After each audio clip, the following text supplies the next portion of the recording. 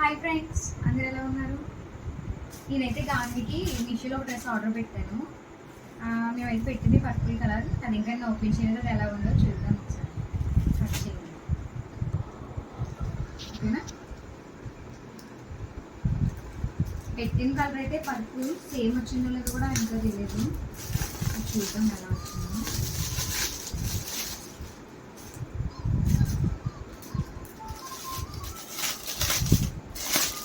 Same colour అయితే వచ్చింది, purple.